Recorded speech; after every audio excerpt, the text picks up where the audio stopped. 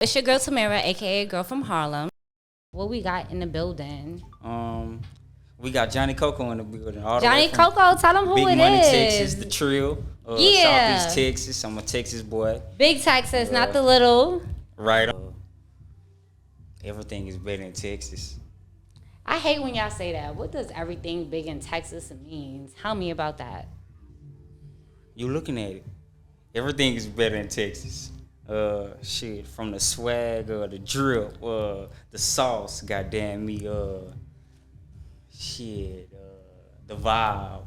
The weather is better. It's better than Cali if you don't believe it. Ooh. All that good stuff. So, what's your purpose like, and what do you think about when you're making the song? Purpose, very important. Purpose is an imperative. Uh, I like to say my purpose is to empower unity, empower love, especially within the Black community. Just getting that family feel, but purpose as far as going into creating, I would say it's the creative vibe. The game is missing vibes. We need more vibes back. We need more, again, love back. We need more unity. We need more softness. So who was the first person to believe in you? Mama, Your mother? My mother don't believe in shit I do. How did you get your mother to believe in you? I'm the baby.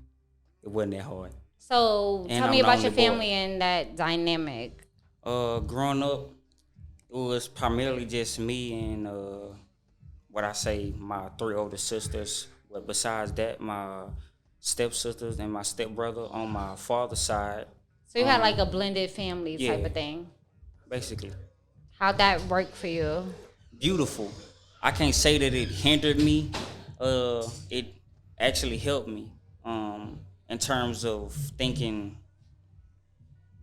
here and there or more diverse. So how'd you fall in love with music? What was the first thing that made you say, this is what I gotta do for the rest of my life? What made you fall in love with the genre of music? Church. No way. Right Church? on. So how'd you come from church to the type of music that you're putting out now?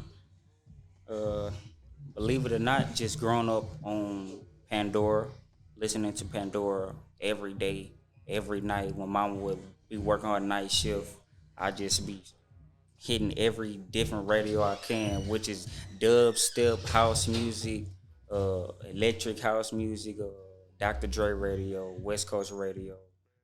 Question. So where did the name Johnny Coca come from? Tell me a little bit about that. Okay, interesting story. The Johnny part came from a high school nickname, basically. What high school you went to?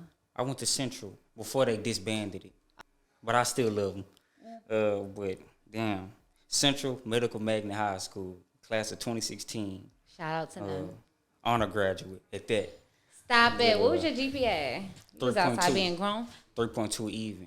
Ooh, Yes, I ma'am. like that. You But, was smarty. The Johnny came from I was watching the Ray Charles movie, the part where he tells his manager to go out and get an old Johnny girl. I like that part, so I just started calling myself.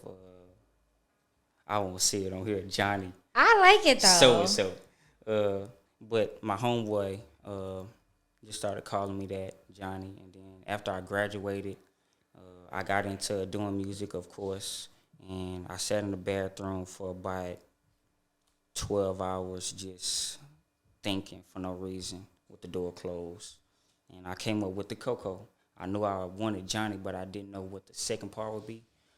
But I came up with Coco because, goddamn it, I got lovely cocoa skin. Ooh. I fell in love with it, so I just tagged that on. You know, that's right up my alley because I love me a little cocoa melon, black girl. Not the cocoa black melon. No, that's my favorite.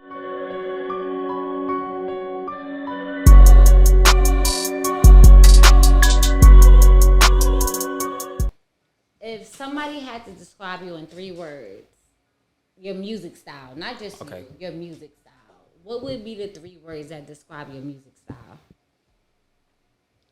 Refreshing. Clear.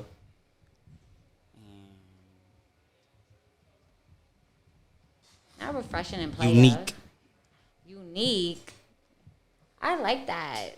Refreshing, player, unique, right? So you're the next generation of refreshing, player, unique Right. type rapper, right? And if I have a fourth word, I'll just say Southern. Southern.